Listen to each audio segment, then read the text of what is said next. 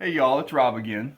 In this episode, we're going to feature a 2008 F-150.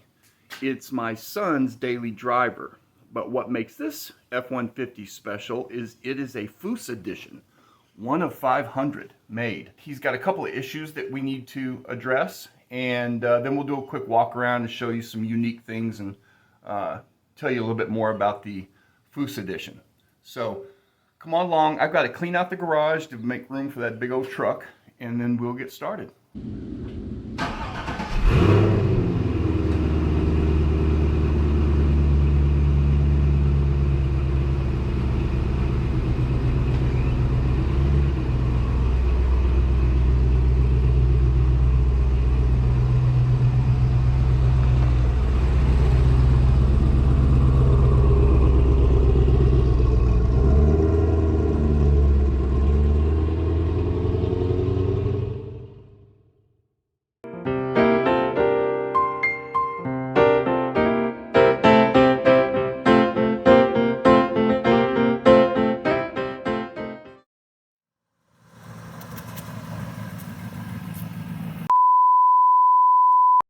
We interrupt this program for an important news announcement. Just wanted to take a moment and interrupt this video to let you know that this video was taken last summer, late last summer, 2023. It's been in the can for a while, had some glitches, but now I'm ready to put it out, so I hope you enjoy.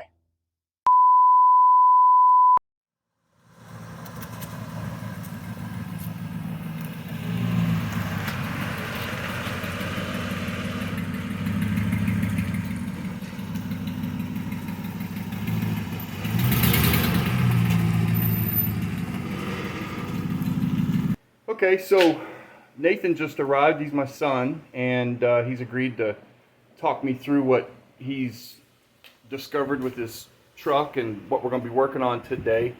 But just give you a little background on the truck. It's a 2008, as I said before, and it's the only year they made the Foose Edition. It's a 5.7 liter, Nathan? 5.4, but it is Roush supercharged, and it puts out like 450 horsepower. That's correct. Yeah. So they say. Right, so they say. The car is like 100 and something. 145 now? 145,000 miles on it. Nathan daily drives it. He is in the process of deciding whether or not he wants to sell it. But for now, we are doing some of the maintenance that needs to be done on it. He's at it for a year and a half, 2 years, a year and a half. And the front suspension is a little wonky right now. He feels, what is it, like a vibration in the front end? Yeah, like a moan or groan. Yeah. And then we hear a clunk when he turns to the left, and we're not overly sure. We do know that we troubleshot the wheel bearings and they're bad, and he knows he has a wheel speed sensor issue because he's got a code right now in the car, and so we're going to replace that too, and we'll just see where that leaves us. He's also talked about shocks and just a whole a suspension refresh might help the truck. Yeah, we've talked about that. We don't know if he's going to do that or not. But anyway, those are the 22s that come stock on the Foose Edition. All of the stripes and the color scheme, they're all the same, right? Correct? So the stripe package and the wheels and the body kit, yes. They did make them in different colors. There's the black, red, like a light slate gray, and I believe white. Okay. But most of them are black, I believe. Okay, all right. And then on the interior is all of this stock, the red stitching and the cool leather pieces. I think the only thing that's not stock in here is his radio. Yes. And the previous owner did that. Yeah. Jax, get over here. The Foose embellishment in the headrests are stock, the gauges. So that's stock, he said. That's stock. With all the gauging is stock, which is pretty cool. If you stop and think about it, this is a, 15-year-old car with 450 horsepower from the factory and a way cooler interior than a standard F-150. That's pretty neat that Ford was doing that. And of course it's quad cab, which is tons of room. Nathan had a ultra cool GTI, what was it? 2015 Volkswagen GTI. What do you call it though? What's the Hatchback? No, the 4th gen or whatever you called it. It was the 7th gen. The 7th gen. And it was sweet, and he had done a lot of work to it, but he decided to grow his family, and when he did, he needed more room. We are big people, and we knew we were going to have big babies. So anyway, he bought this, and he's still deciding whether or not he's going to keep it long term. But the interior, as you can see, is in fantastic condition. And then he's got the tonneau cover. What? The Foose plate, the number plate. Oh yeah, what number is this? 389, I believe, or 500. So this one is, like Nathan just said, 389 of 500, which is way cool. And all of these were a brainchild of Foose himself. So he collaborated with Ford and made sure all the, body kit, and like Nathan said, the striping, all that stuff was the same. I guess they just have different colors. So he got the tonneau cover that keeps all his valuables safe. And the car obviously is a almost 50,000 mile car, so it's got wear and tear, but it's still a Foose Edition. It's still hyper rare, which that's something that Nathan loves about cars. He tries to find fast cars and cars that are more rare than not. That's his deal. So for whatever reason, there's a ton of these in Canada, I've learned. I'm in a Facebook group, and it seems like the majority of them are in Canada. And I just happened to come across this one when I was looking for bigger cars, and the guy that I bought it from didn't realize what he had. Right. He just kept calling it a race truck. In fact, he even put holes into the bed rails for a work rack. So he was using it as a work truck, and it sat outside, which is why the decals are all faded. And he didn't treat it the best, but I got it for a good deal, and I'm trying to bring it back to life. That's what we've been trying to do. Well, this is going to be interesting. We'll do a little how-to on the whole wheel hub assembly and the speed sensor. Shouldn't take us too long, and hope you guys enjoy the ride along. Let's show you the parts that Nathan has gathered.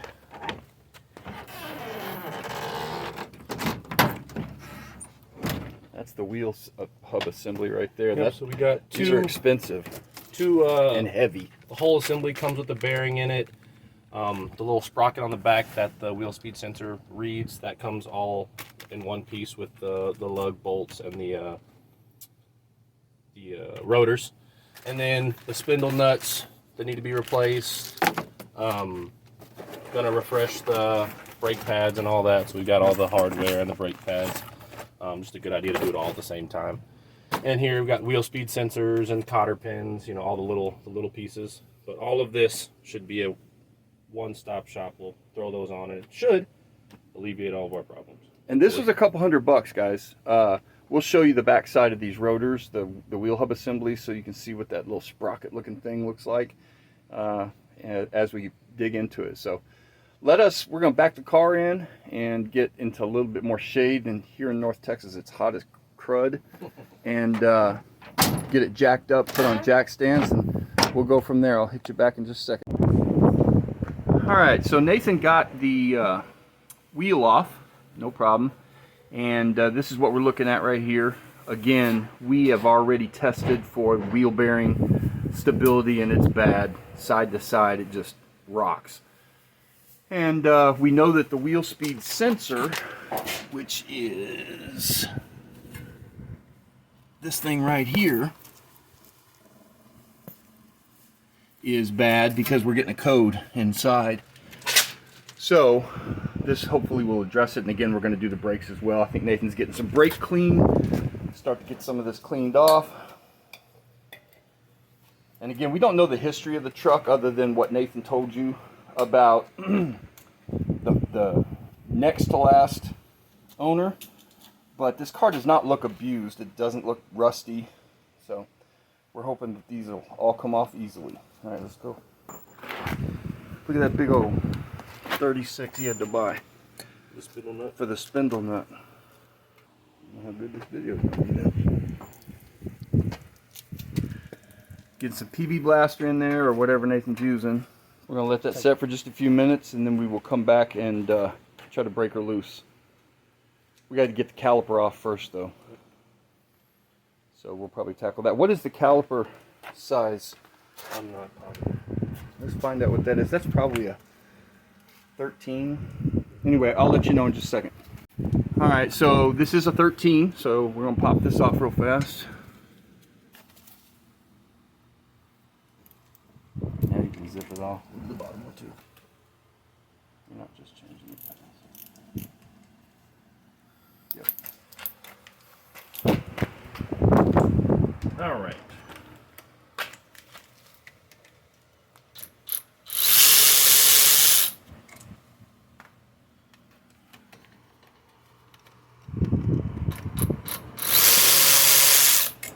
All right.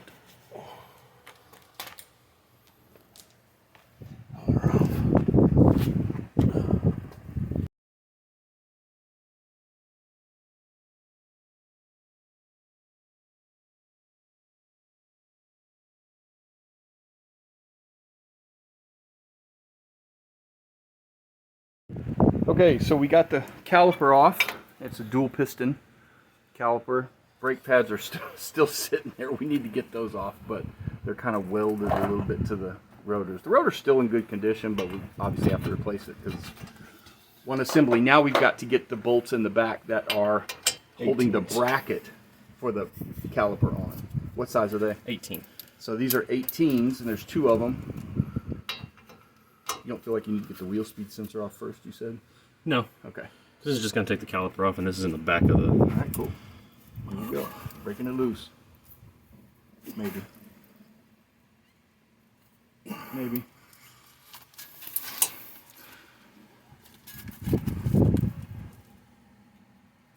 Put some penetrating.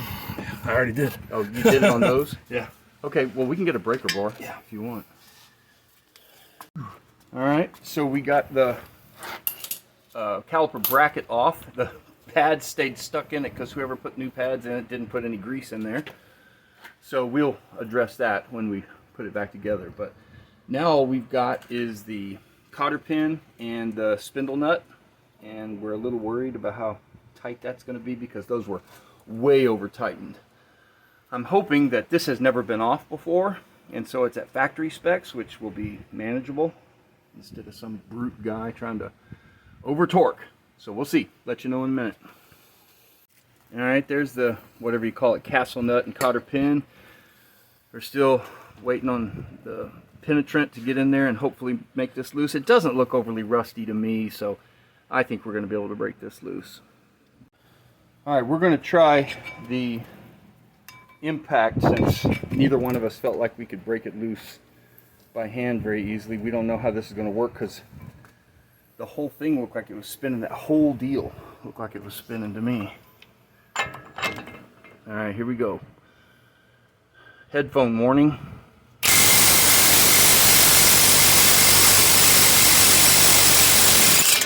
Oh, shit. Come on. That's crazy. Well, folks, You get an impact. Ryobi gets a winner. Man, that both he and I are big people, fairly strong people, and didn't feel like it was going to budge with the breaker bar. Gee, my knee. At least it's not all rusty in there. Like we've seen some online, but listen to that grind, people. That is so shot. All right, we got the spindle nut off. Pulled it off. That's what those gears look like on the back of that hub. That's part of the wheel speed sensor mechanism. The sensor sticks in the back through that hole down there and sees as those teeth go by, and obviously calculates speed from there. All right. Those rotors don't look bad, but that bearing inside's bad. Look at the... We're going to have to emery cloth or sandpaper that a little bit and put some brake cleaner in there. All right, we're putting some bearing grease on the spindle and on the bearing. This is the new one, obviously. Get some on the inside of that. We'll get her put back on. We got to look up the torque specs for the spindle nut itself, but we'll get that to you as well.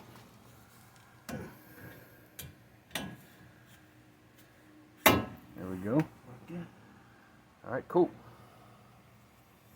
Listen how quiet that is, folks. It's the way it's supposed to be. All right. Okay, so what we're seeing online is that this is a 295 foot-pounds of torque for this spindle nut. Well, my little torque wrench goes to about 150, so we're going to go 150, and then we're just going to try to push it on to where we remember. You'll be better off getting it to where you're just pushing down on it. No, further. Yeah, I like that. Spin on me again. Well, it'll lock eventually. So that must be it. It clicked. Did it just click? Okay, so that's 150, guys. Now we're just going to start trying to push as hard as we can and see what we can do. Well, we can use the impact again. I remember it looked like it was 4 or 5 at least threads past the cotter pin hole. So we're going to at least try to get it back into there. Make sure this thing still spins. All right, well let's give it some juice and we'll see.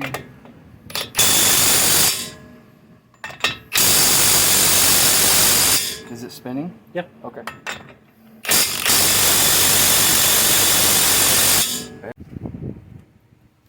All right, so we got the castle nut back on, got the cotter pin in, we've got it torqued as best we can, and we are moving on to the restoration of the old caliper bracket. We'll rejuvenate it with some brake clean and put a little brake grease inside there and get those pads installed and put the new, well, we got to seat those pistons inside the caliper. So okay, so we just basically rebuilt that bracket. We pulled the pins out of the bracket, and one of the pins was different than the other one, and I frankly have never seen that before. It had a rubber bushing, for lack of a better term, at the bottom of the pin. We didn't remember which bore that came out of, so we just kind of guessed. I hope we're not wrong. We're going to look when we see the other one to see if there's a pin that looks like that one, or maybe somebody just put a random pin in there one time. Either way, we're ready now to seat the bore, seat the pistons in the bore on the caliper itself, so we're going to get to that. Alright, we're putting the bracket back on. We've seated the pistons inside the caliper as best we can. They seem to be pretty crispy. We'll see if this is going to work or not. Have you got both of those good and tight? Yes. Okay, so now we will put the pads, which are here. We'll put those on. We're going to have to grease them.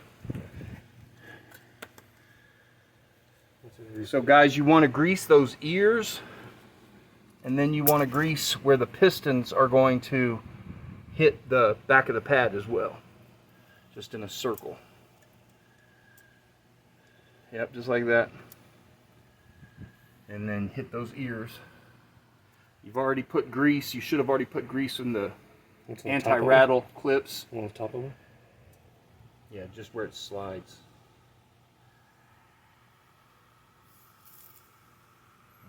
It's going to slide here and here.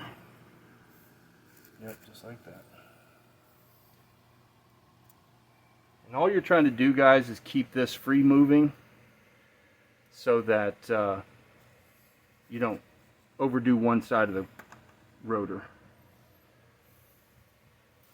Floating pads. And then we will hopefully get that caliper back on. Hopefully it's seated in those bores enough. I'll let you know as soon as we come back. Alright, so we got the caliper itself seated fully. The rubber surround was a little bit wonky, so we're not overly sure how this is going to seal, or we're really not sure what's going to happen when we step on the brakes, but it's back on. and the pads are more free floating than they were when we took the old ones off, that's for sure. So we're hopeful that all we have left on this side is the wheel speed sensor. So I'll let y'all know how that goes. This is the wire right here, right there.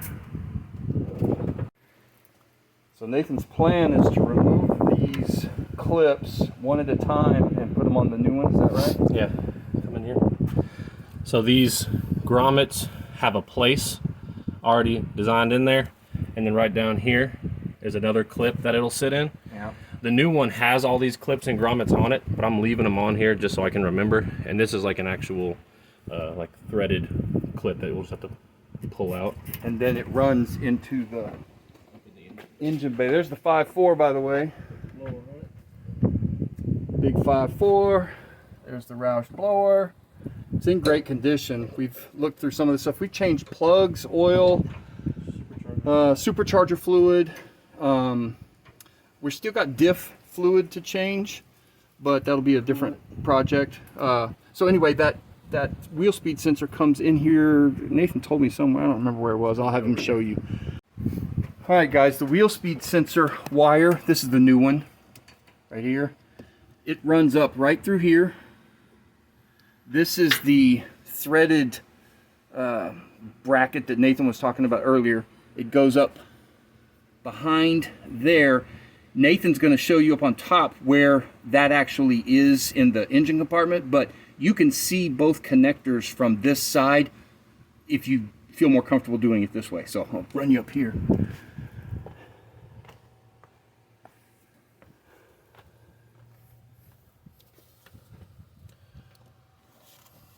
This way. So right there, this little connector that the screwdriver's tapping, that's where it comes up, and the receiving end is bracketed to the fender well, and the clip just clips right through there once it comes up underneath. And where that is in relation to the engine bay is right there. All right, guys, so basically we got the speed sensor secured back with another bolt, since that one sort of shredded apart, and put some Loctite on it. And then we obviously put the rim back on, got the lugs tightened down good enough to where we can put it back on the ground before we actually torque them to spec. And then you would do the exact same thing, copy and paste to the other side, which is what Nathan's doing right now. Hey, sorry for the abrupt ending to the video. Suffice it to say that the wheel bearings were bad because the moan and groan is gone. When he steps on the brake, it's very even now.